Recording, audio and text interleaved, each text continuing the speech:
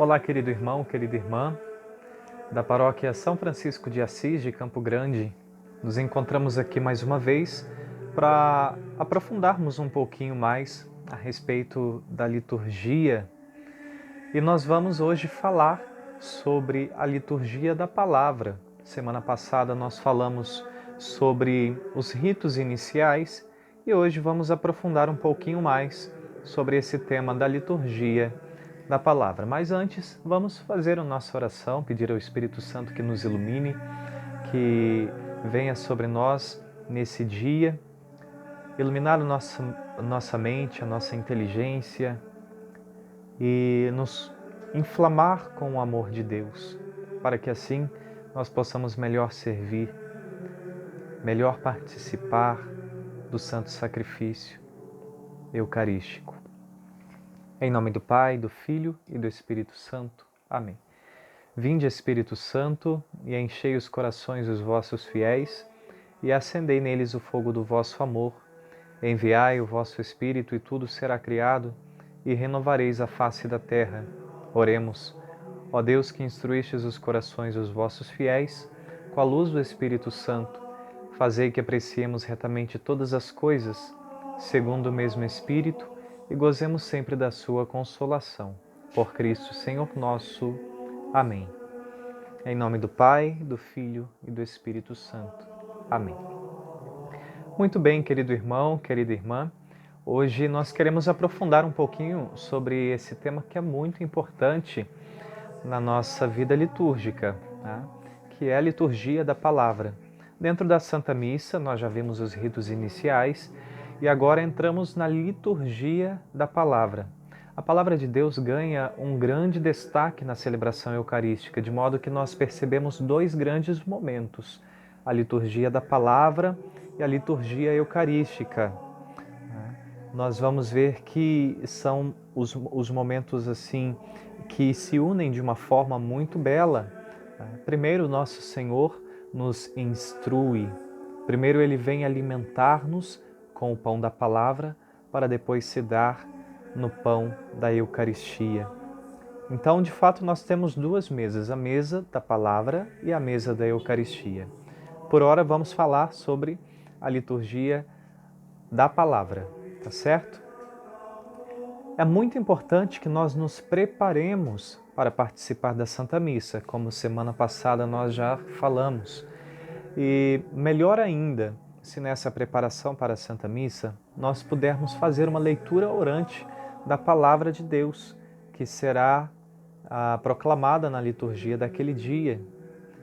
Isso já prepara o nosso coração para aquilo que Deus deseja falar a cada um de nós. Na estrutura da liturgia da palavra, nós temos uma primeira leitura que geralmente é tirada do Antigo Testamento. Temos o Salmo responsorial, que é um momento em que nós vamos rezar com a palavra, sobretudo de acordo com a liturgia daquele dia. Normalmente o Salmo nos dá uma indicação, né, do teor litúrgico que é celebrado naquele dia. Isso é muito importante para que nós possamos entrar no mistério da celebração eucarística. Depois nós encontramos uma segunda leitura que normalmente vem de alguma das epístolas, tá, do Novo Testamento. E encontramos posteriormente o Evangelho. É sempre assim? Não. Essa é a estrutura da missa da missa dominical, certo? Durante a semana, a chamada missa ferial, nós encontramos apenas uma das leituras, não encontramos duas leituras antes do Evangelho, tá certo? Então, primeiro, nós encontramos quase sempre na primeira leitura uma leitura do Antigo Testamento, mas pode acontecer de modo contrário. É raro acontecer, mas pode, por exemplo, vir uma leitura do livro do Apocalipse como primeira leitura. Eu não me lembro agora exatamente qual é a ocasião que acontece, né? Mas a gente pode encontrar uma leitura do Novo Testamento como primeira leitura, tá? É raro, mas pode acontecer. Nós encontramos também na segunda leitura passagens dos Atos dos Apóstolos. Tá? Isso é possível também de acontecer, mas é raro. Normalmente é extraída do epistolário, de algumas das cartas de São Paulo, de São Tiago, de São João, São Pedro, certo? No Antigo Testamento, isso é muito bonito, que nós vemos assim uma continuidade. A palavra de Deus que ocupou um lugar e ocupa até hoje um lugar todo especial ao povo israelita, ao povo de Deus, ao povo eleito.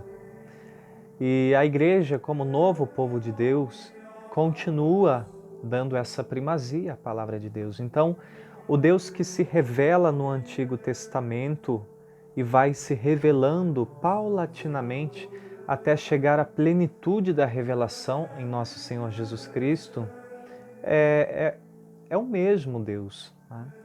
Não é um Deus do Antigo Testamento e um Deus do Novo Testamento, como já houve uma heresia que afirmava dessa forma. Né? É o mesmo Deus, portanto, ele vai se revelando paulatinamente. E em Cristo nós temos ali a plenitude da revelação. Por isso é importante ver e compreender a Escritura à luz desse grande mistério de Cristo, do mistério da encarnação.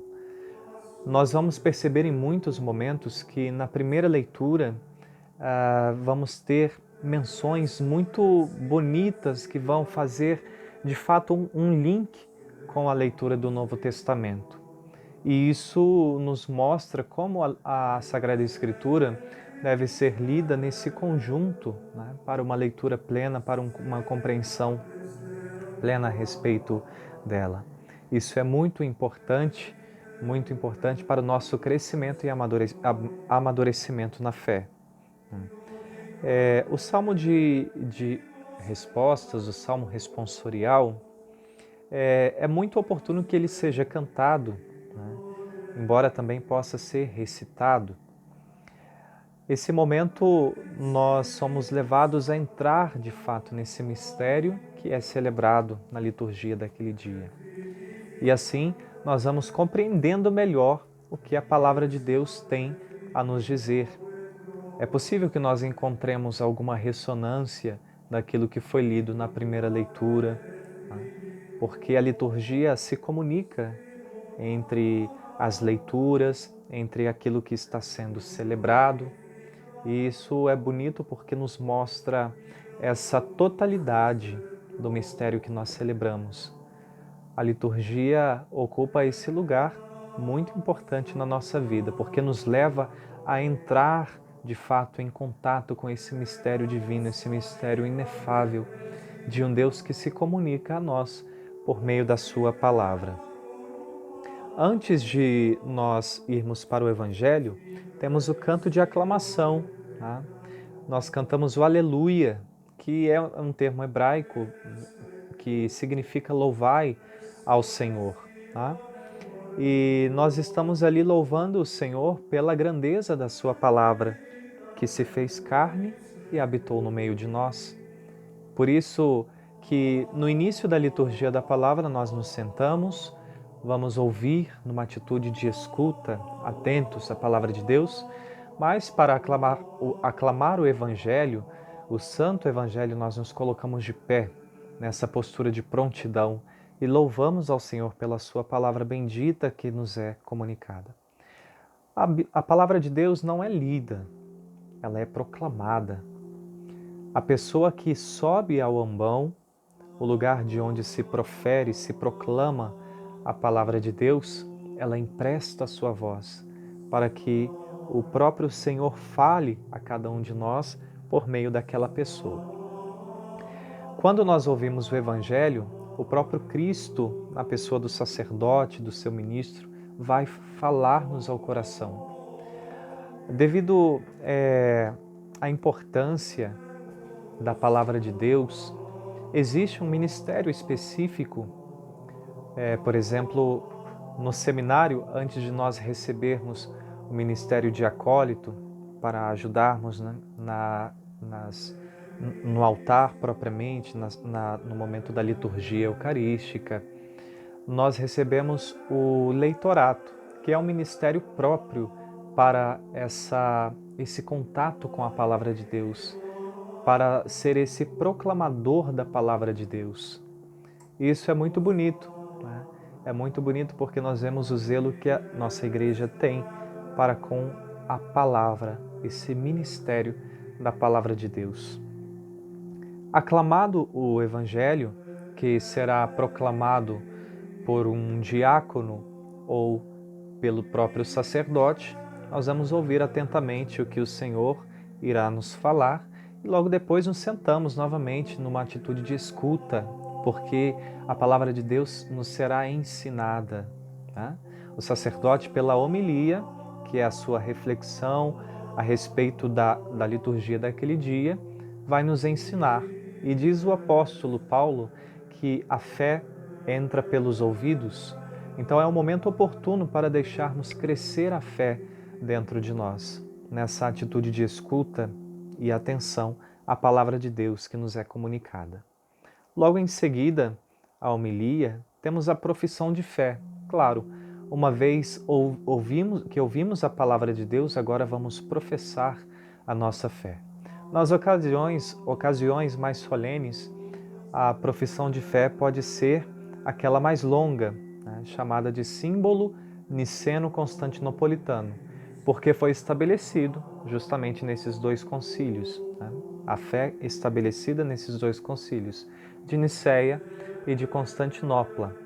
Mas ordinariamente nós rezamos o chamado símbolo dos apóstolos, que é aquela profissão de fé um pouco mais curtinha, mas que possui também os temas centrais da nossa fé. Muito bem, uma vez que professamos a fé, vamos agora para a oração da comunidade, as preces. Ali vamos rezar pelas necessidades da igreja, pelas autoridades públicas, pela paz e salvação do mundo inteiro e também pelas necessidades particulares da nossa própria comunidade. O sacerdote encerra essa oração oferecendo todos aqueles pedidos ao Senhor, oferecendo todos os pedidos a Deus. E ali nós vamos nos preparar para, então, a liturgia eucarística. Queridos irmãos, a liturgia da palavra é um momento muito profundo e nós precisamos levar muito a sério esse momento na Santa Missa. É o momento que nós temos esse contato com a palavra de Deus que vem nos alimentar e preparar o nosso coração para ser alimentado também da Eucaristia. Essa é a estrutura da missa dominical, certo? Durante a semana não se professa, não tem a profissão de fé, a homilia inclusive pode ser omitida, né, caso seja necessário, mas no domingo é de cunho obrigatório, né? Tanto a profissão de fé quanto a homilia. Então nós precisamos aproveitar muito bem esse momento para que a riqueza daquela celebração possa de fato causar o seu efeito na nossa vida. É isso que nós tínhamos hoje para partilhar. Que Deus abençoe você, que esse domingo seja abençoado, a sua família também. E nós nos encontramos na próxima semana para falarmos sobre a liturgia eucarística. E vamos chegando assim ao ápice da nossa celebração litúrgica. Deus abençoe você. Até a semana que vem.